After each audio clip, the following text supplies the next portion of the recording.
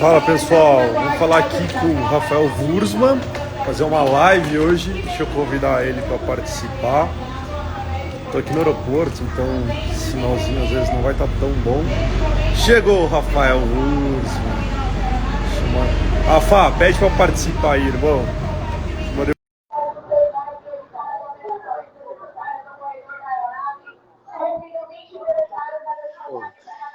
Opa! Tudo bem? Tudo certo, Igor? Como vai, viu? Tudo bom. Queria primeiro te agradecer, querendo ou não, o cara mais requisitado do dia hoje está sendo o senhor. Então, obrigado por estar aqui com a gente, bater um papo de mercado. Deixa eu ir aqui mais pro canto, mas vindo bater um papo de mercado com a gente.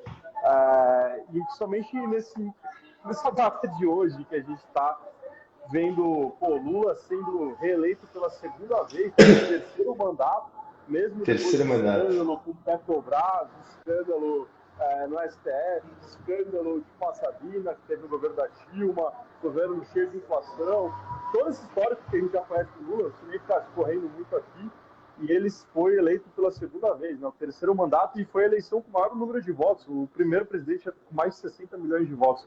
E aí, pessoal, o Rafael Wurzman é nosso head offshore da Aquitaine Investimentos. Ele entrou só para estruturar operações internacionais, então a gente atende hoje Miami, Nova York, por aí vai, vou deixar ele falar melhor. E eu trouxe ele para tirar as principais dúvidas de vocês. Como começar a investir lá fora? Com quanto que dá para começar? Qual plataforma? Se apresenta, fala um pouco da sua história aí. Como você veio parar na Quitéria? Perfeito, Igor. Obrigado pela introdução. E realmente, né, hoje, nesta manhã e começo de tarde aqui, foi bem corrido, a mesa offshore ferveu bastante. E, enfim, eu entendo que essa alocação lá fora é algo estrutural, tá, pessoal? Independente do resultado dessas eleições, é algo que faz total sentido, né? Não ter todos os ovos na mesma cesta. A gente vai entrar um pouco mais em detalhes. Mas falando aqui um pouco de mim, super brevemente, só dando uma apanhada. Fiquei quase 6 anos morando em Nova York, trabalhei lá como broker, né, em uma corretora americana especializada no atendimento de brasileiros.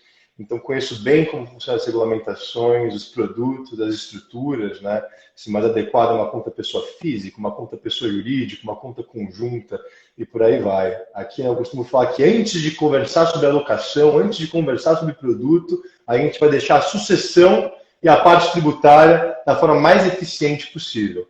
Tá? Porque se a gente não faz isso no D0, pode ter problema lá para frente. Mas, enfim, hoje, a mesa que dá critério, né, ao que tem investimentos fora do Brasil, funciona como se fosse um marketplace. Tá? E quando eu digo marketplace, quer dizer que a gente não tem exclusividade com uma única casa, com uma única corretora, que é o que acontece hoje no cenário doméstico. Né? Acaba que no Brasil a gente distribui os produtos da XP Investimentos. Lá fora, dependendo da demanda do cliente, seja ela investimentos, seja ela demandas comerciais, financiamento imobiliários, empréstimos, conta-margem e por aí vai, a gente utiliza uma gama bastante extensa de parceiros para atendê-los, tá? Então, Igor, um prazer estar aqui com você hoje. A gente até preparou umas perguntinhas, né, que o pessoal estava mais interessado. E, cara, estou aqui 100% às ordens. Parece que está indo viajar aí. Onde você está indo? Eu tô em Guarulhos, tô indo para Maringá agora trabalhar. Nem veio dar um pulo aqui no escritório, cara? Não deu tempo, não deu tempo. Que pena, que pena. Daqui uns dias eu tô aí de volta. Rafa, deixa eu fazer uma pergunta que muita gente tem feito, ainda mais porque, assim, a Nomad e a Avenue são corretoras que começaram a apostar muito, né? Então a Avenue veio muito forte, até mesmo pelo caráter do Roberto Lide, que ele já fez um ótimo trabalho na Clear. O Itaú comprou agora parte da Avenue, né? Fez um aporte bom.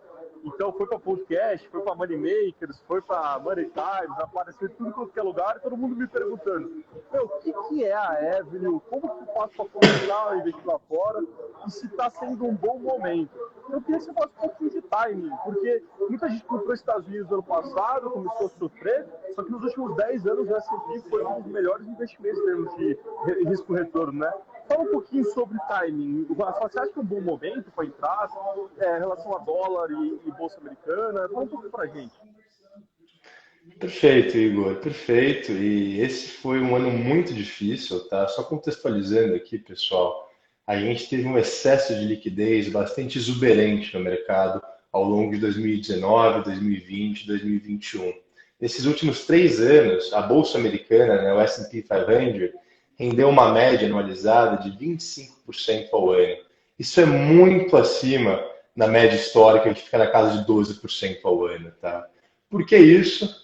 Porque lá na pandemia, né, março de 2020, os juros foi posto de 2 para 0%, o Fed, né, o Banco Central Americano, começou a aumentar o seu balanço, o governo começou a imprimir dinheiro e entregar na mão do americano através de cheques fiscais. Isso criou um excesso de liquidez extremamente abrangente. Pô, quando você tem dinheiro demais, você poupa bastante. E boa parte dessa poupança vai para o mercado. E acaba que foi exatamente isso que aconteceu. A gente até viu, né, aquela bolha dos NFTs, né, aquelas rochas em formatos de JPEGs sendo vendidas ali por 10 bilhões de dólares, algo realmente impressionante. Mas, como tudo na vida, a conta chega, não tem almoço grátis, e quando você gasta demais, né, quando você imprime dinheiro demais, especialmente quando você coloca ali uma restrição de oferta, né, que foi a pandemia e a guerra na Rússia e na Ucrânia, você tem esse fenômeno que é chamado aí de inflação. E nos Estados Unidos, hoje, a inflação roda na casa de 8,2% ao ano, né? A gente não viu uma inflação desse tamanho desde a década de 70, né? Ou seja, mais de 40 anos. Então, com inflação alta, o Banco Central, né, a gente está muito acostumado com isso no Brasil, teve que ir lá e subir os juros numa magnitude também não vista em mais de 40 anos, né? A última vez foi na década de 70. E quando o juros sobe muito, acaba que tem essa reprecificação para os ativos como um todo, né? Esse ano, Igor, foi o pior ano para a renda fixa na história dos Estados Unidos. E para a renda variável, foi o pior ano desde a grande crise financeira de 2008, quando a bolsa caiu ali 30%, 35%, tá?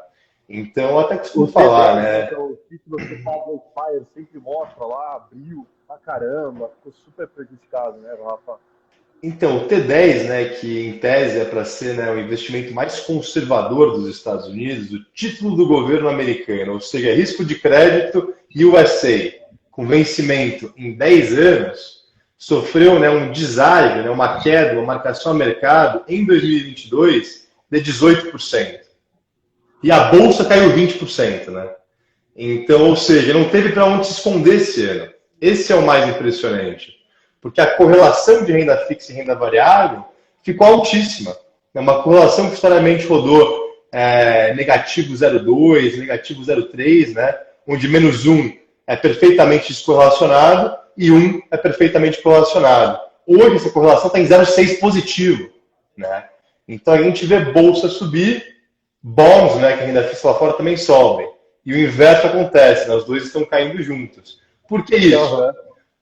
Porque o Banco Central, o Fed, que é o motorista dos ativos de risco, né, acaba que ele está apertando as condições monetárias em uma economia que já começa a desacelerar. Né? Eu acho que todo mundo aqui ouviu falar que vai ter recessão ano que vem nos Estados Unidos. Né? É a coisa que eu mais ouço. Pô, vai ter recessão? Já está aqui a recessão? Será que vai chegar? E a gente sabe que em uma recessão, os lucros das empresas caem. Né? A demanda cai e você acaba vendendo menos. Claro que tem setores super resilientes, como o setor de saúde. Pô, mesmo se começa a apertar ali no seu bolso, não deixa de comprar remédios. Setor de consumo básico, a Procter Gamble, né, que vende shampoo, sabonete e tudo mais, reportou um baita resultado 2 semanas atrás. E por aí vai, tá? Exatamente, energia, mas realmente o que eu entendo, tá? Hoje é um momento super oportuno de investir nos Estados Unidos. Todo investidor deve, né, fazer o exercício, mesmo que seja doloroso, dói a barriga, pessoal, é algo que dá desconforto, de comprar no estresse, comprar na baixa, comprar na turbulência. Porque comprar, quando está tudo mil maravilhas, acaba que sua perspectiva de retorno futuro cai e o seu risco aumenta. O risco de uma ação é o preço que você paga. Tá? Eu acho que esse é o mais importante. Se você está pagando um preço descontado, um preço, enfim, que há padrões históricos está barato, né? E geralmente a gente olha isso através de múltiplos, né? Seja preço sobre lucros, preço sobre valor patrimonial, preço sobre EBITDA e por aí vai. Quanto menos você paga, menor o seu risco. E é exatamente isso que esse ano está proporcionando, né? Pontos de entrada com riscos cada vez menores e perspectivas de retorno futuro maiores. E aí, Igor, eu até acho que a gente devia se aprofundar um pouco na parte de renda fixa, né? Porque como eu comentei... Manda bala. Tem vários amigos que eles são rentistas, tá? Como diria o Paulo Guedes, eles adoram o jurinho fixo alto. E aí no Brasil a gente tem a taxa Selic a 3,75, né? Uma ótima taxa, uma ótima oportunidade de você ter o caráter rentista. Isso aí é inegável. A gente está numa das melhores taxas de juros dos últimos 10 anos no Brasil. E aí muita gente fala, para que eu vou investir lá nos Estados Unidos se a renda fixa no Brasil está me dando 13%? E aí eu e o Rafa, a gente estava conversando esses dias no privado, e o Rafa estava comentando comigo, Igor, se eu tivesse investido em renda fixa em dólar, nos últimos 3 anos teria muito mais do que 13% ao ano. Me explica como que funciona isso, quais são os tipos de bonds que tem lá para investir, são boas empresas, não são? Me fala um pouquinho disso, Rafa. Perfeito, Igor. Quando a gente fala bonds, só dando uma recapitulada, é como se fossem as debentures aqui no Brasil, tá, pessoal? Crédito soberano ou crédito privado. As famosas CRIs, CRAs, né? Lá fora é tudo bond, né? Tem um crédito, a gente chama de bond. E é um mercado muito, muito grande, com uma liquidez também muito, muito grande, né? A gente está falando de uma liquidez de D+2. Mas hoje, a gente consegue comprar emissões de dívida de empresas brasileiras no exterior, que pagam justamente, né, juros semestrais em dólar. A gente consegue comprar emissões de dívida de empresas americanas, que é o caso de JP Morgan. Pô, JP Morgan hoje, vencimento em 2030, está pagando próximo de 6,5% ao ano. JP Morgan, cara, é quase risco do governo americano. 6,5% ao ano sua taxa pré em dólar, carregando até 2030. Enfim, acaba que tem oportunidades muito interessantes e é um leque de opções muito vasto. Como funciona o bond, tá, pessoal? Dando uma recapitulada. É um mercado pré-fixado. Quando a gente vai para os Estados Unidos, 97% do mercado de renda fixa é pré. Por que isso? Porque nos últimos 50, 40 anos, os juros embicou para baixo, a inflação sempre esteve controlada, globalização e inovação proporcionou aí produtividade, aumentos de margens, e com isso, né, a gente conseguiu ter justamente um contexto aí desinflacionário e com juros baixos, né? Algo que a gente chama de The Great Moderation, né? Até se alguém quiser pesquisar, é super interessante. E por parte disso, esse mercado pós-fixado nunca foi desenvolvido com tanto vigor e afinco como no Brasil, tá? E hoje, então, os bonds são pré-fixados, eles pagam aí juros a cada 6 meses, e a gente, sendo brasileiro, toda vez que a gente recebe os juros, a gente paga 15% de R no Brasil sobre esse rendimento, tá? Então, contabiliza a variação cambial também. Você tem que saber o dólar que você enviou, o dólar que você recebeu ali, o pagamento do bond, e calcular para fazer esses 15% de novo. Os nossos parceiros, né, Avenue, já dá isso mastigado para você, não precisa se preocupar com nada, é uma solução 100% automatizada. Mas voltando, né, tem um estereótipo aqui que, porque os juros nos Estados Unidos sempre foi baixo e os juros no Brasil sempre foi alto, faz sentido investir em renda fixa no Brasil e renda variável nos Estados Unidos. Justamente, né, quem fez isso nos últimos 10 anos ganhou bastante dinheiro. É um fato. Mas, pessoal, a gente tem que lembrar o seguinte. A gente consegue comprar dívida da empresa brasileira nos Estados Unidos, que pagam ali os seus cupons, né, os seus juros em dólar. E quem é o comprador dessa dívida? O comprador dessa dívida acaba sendo um investidor gringo, né? Geralmente os hedge funds, os fundos de pensão e por aí vai. E no Brasil, até o passado é incerto, né? A gente não perde uma oportunidade de perder oportunidades. Então, por parte disso, o gringo olha o Brasil com o pé atrás, coloca ali o risco fiscal, o risco político, faz conta e fala, cara, eu só compro essa dívida aqui se eu receber um baita juros, um baita prêmio. Onde eu quero chegar? A gente comprando dívida da empresa brasileira que paga juros em dólar no mercado externo, a gente consegue pré-fixar taxas mais atraentes do que no mercado doméstico. Tá? Exemplo aqui. CSN. Qual é a qualidade de crédito CSN aqui no Brasil, Igor? É, tipo A. Triple A, né? Melhor impossível. Igual o Petrobras, Braskem, Triple A. Lá fora, CSN é BB-, né? Ou seja, é high yield, quase indo ali para o segmento junk, que a gente chama, né? Que seria lixo, né? Na classificação deles. Por que isso? Porque é Aí tem que pagar relativo. bem para vender, né? É no relativo. Pô. A gente está com uma dívida de CSN no mesmo mercado que tem uma dívida de Apple, uma dívida de JP Morgan, uma dívida de Santander, uma dívida de Ford, uma dívida de Microsoft. No relativo, CSN é BB-. No Brasil, somente CSN é AA. Ou seja, nós sendo brasileiros, conhecendo o risco CSN, conhecendo o risco Petrobras, conhecendo o risco, enfim, Bradesco, Banco Votorantim, que são outras emissões que a gente trabalha lá fora, a gente consegue achar assimetria comprando essas dívidas no mercado externo ao invés do mercado interno e doméstico. Ou seja, eu sou brasileiro, eu consigo comprar a mesma dívida que a DA lá nos Estados Unidos está comprando da CSN aqui em dólar e custodiado lá nos Estados Unidos ainda. É isso? Exatamente. E muitas vezes recebendo uma remuneração maior quando a gente faz a equivalência de taxas, né? Porque eu te digo uma coisa, Igor, CSN está pagando 10,5% ao ano em dólar com vencimento em 2028, tá?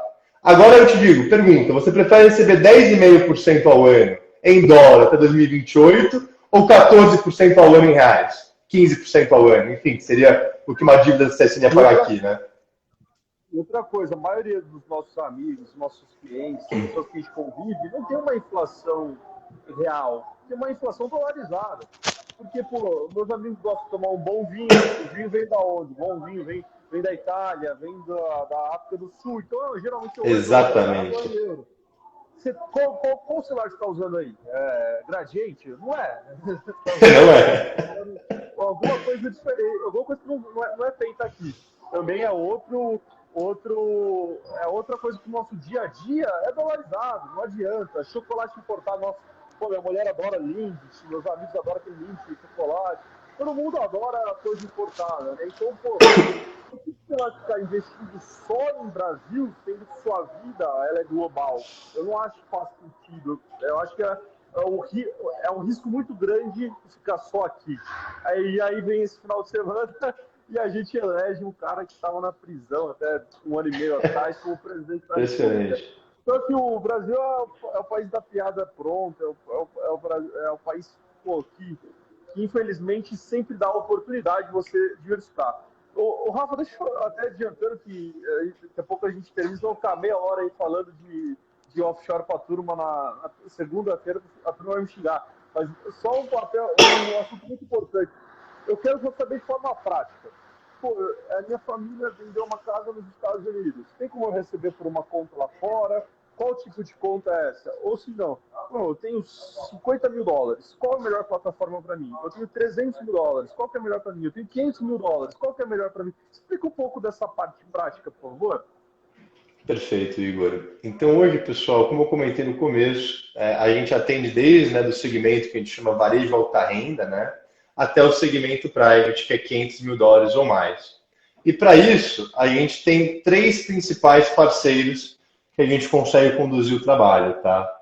Vamos começar aqui pelo cliente que quer investir $100 mil lá fora. Pô, $100 mil, uma quantia expressiva, o cliente quer começar ali justamente a ter um relacionamento com offshore, não entende dos produtos, quer começar com 100 mil, pode chegar mais, não pode, enfim.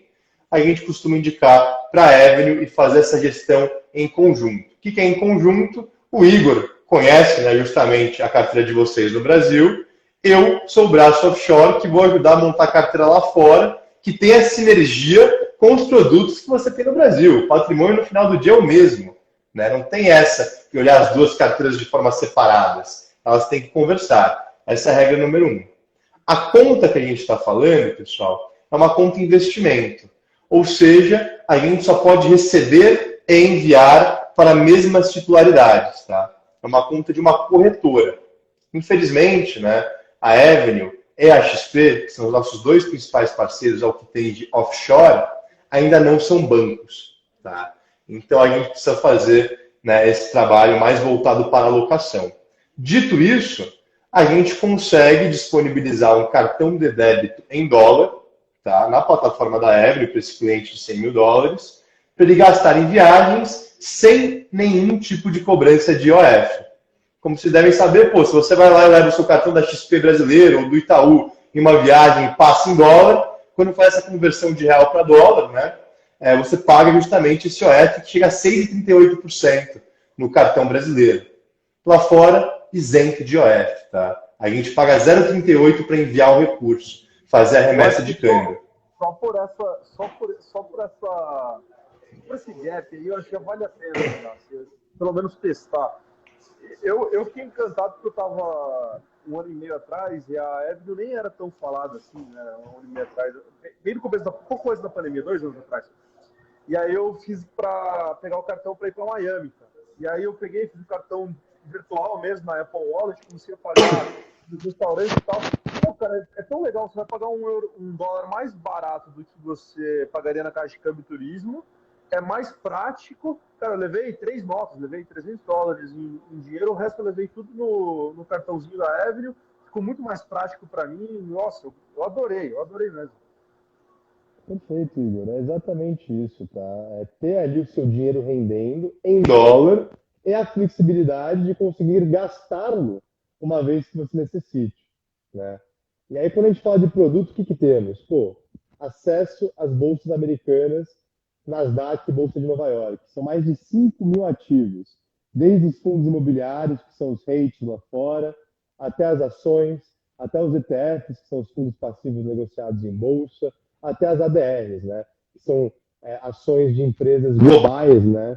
Que são listadas nos Estados Unidos. Igual as BDRs aqui no Brasil, né? Ações de empresas americanas listadas no Brasil. O oposto também é verídico ao que tange a compra lá fora, tá? A gente tem uma plataforma de renda fixa extensa também, né? Para comprar os bonds, os créditos privados lá fora individuais, comprando ali comissões como JP Morgan, Santander, CSN, Petrobras, enfim, um leque muito grande, tá, pessoal? E qual que é o mais interessante nisso tudo?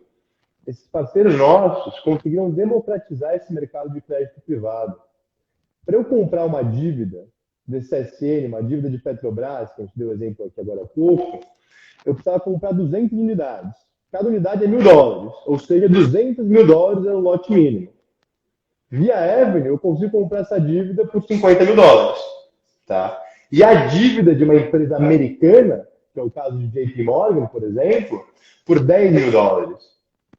E o mais interessante de tudo, Igor, dia 14 de novembro, a XP, né, via o aplicativo, o ecossistema XP Investimentos, vai lançar a plataforma de bonds própria, tá? E essa plataforma de bonds própria vai ter um mínimo de $5 mil de negociação, independentemente do título. Então, o mercado que a gente acessava por 200 mil, a gente em breve vai poder acessar por $5 mil, tá? Então, para mim, isso é impressionante, porque quando eu trabalhava em Nova York, era corretor ali por uma casa americana, eu vendia esses títulos com o mínimo de prateleira, né? Então, é 200 mil para cá, 200 mil para lá, agora a gente pode comprar por $5 mil. Isso, para mim, é fantástico, tá? E é a competição natural do mercado. E aí, pessoal, a gente tem um outro segmento que eu acho muito bacana, que é o segmento de fundos de investimento. Gestoras como Morgan Stanley, JP Morgan, enfim, Nordea Alpha, Schroders e por aí vai, a gente consegue acessar via a plataforma da Avenue, via a plataforma dos nossos parceiros offshore, tá? E por que o fundo de investimento é muito bacana? Porque diferente, né, de um fundo internacional que você compra aqui no Brasil, ele está custodiado lá fora da fonte, ou seja, o custo é menor. E 2, não tem imposto sobre sucessão, né?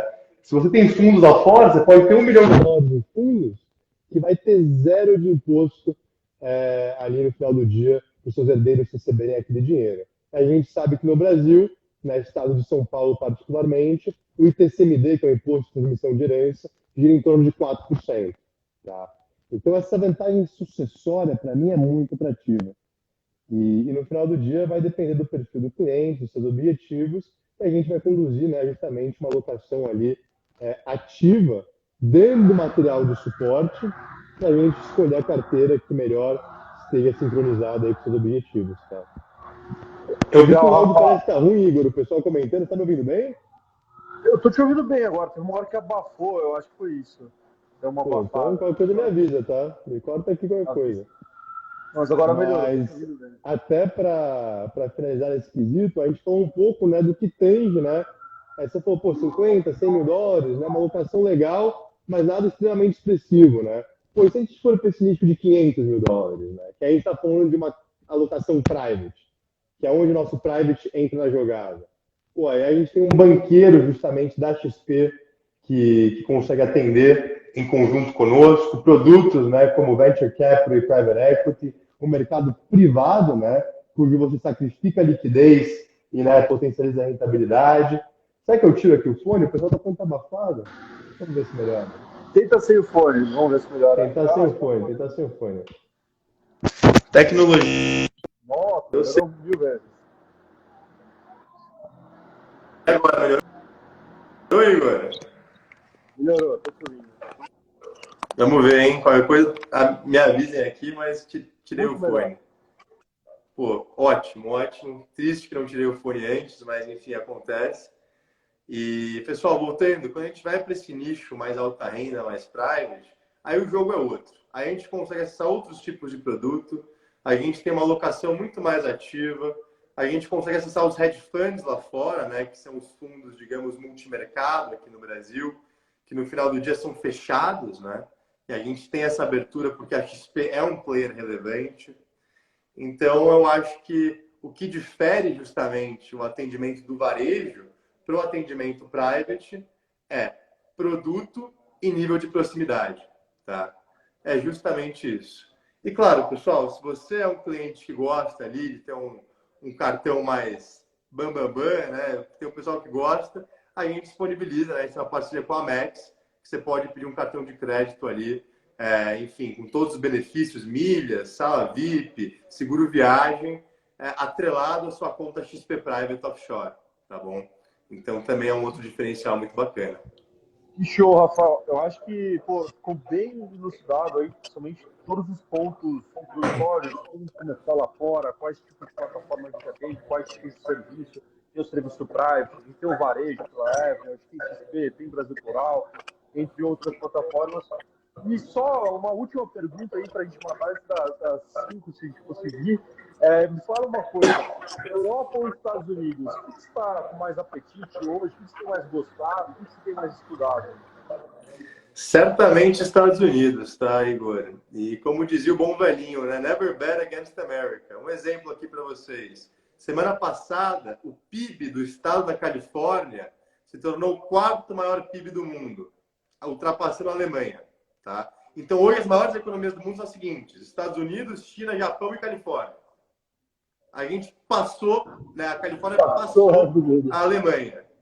Então, pessoal, é uma pujança econômica, estrutural, sem igual, tá? Por causa do livre mercado, por causa, né, justamente de um setor privado com pouca burocracia ali do Estado e tudo mais. E quando eu olho dólar ou euro, né, as moedas desses respectivos países, eu vejo um carrego, uma rentabilidade muito mais atrativa no dólar. O que é câmbio, né? Como que a gente define a cotação de uma moeda?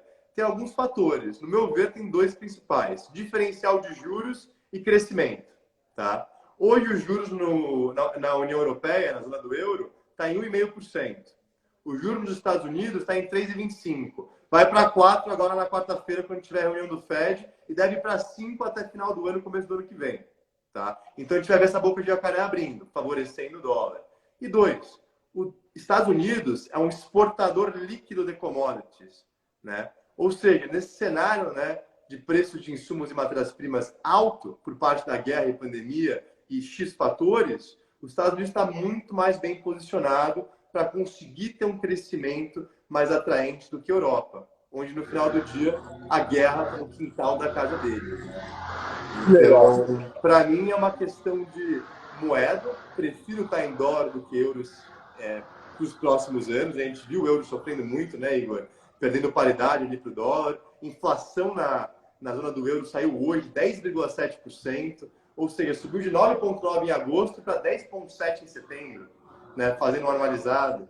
E está numa espiral crescente ainda. Por que isso?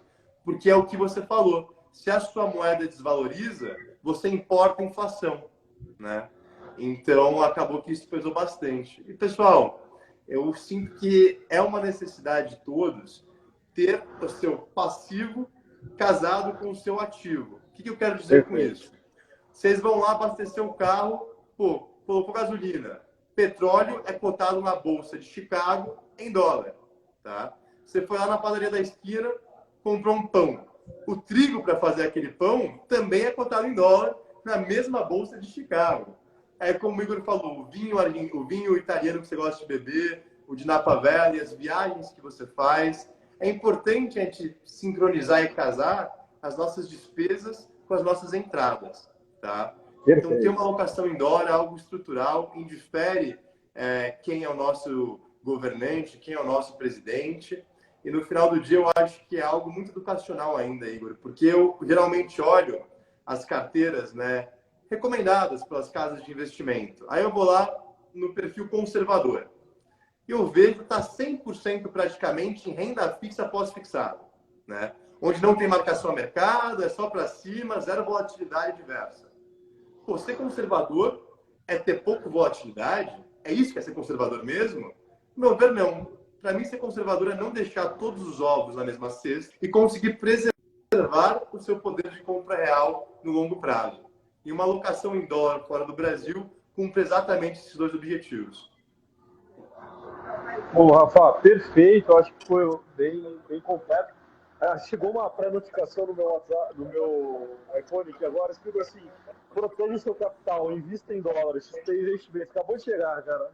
Estavam escutando a gente aqui. Estão escutando a gente, certeza. E aí a gente está à disposição para todo mundo que está com alguma dúvida com relação ao mercado internacional, como começar. A gente já tem alguns anos já de experiência na área, então não invistam com qualquer um, não achem qualquer coisa na internet que entra, pelo contrário, tenham aí uma pessoa de confiança, que você já conhece, que você já fez o trabalho. A Critéria já tem cerca de 7 bilhões de capital administrado, voltando offshore e onshore, tem mais de 7 anos, então a gente tem uma história que não começou ontem, pelo contrário, a gente já vem do mercado desde sempre.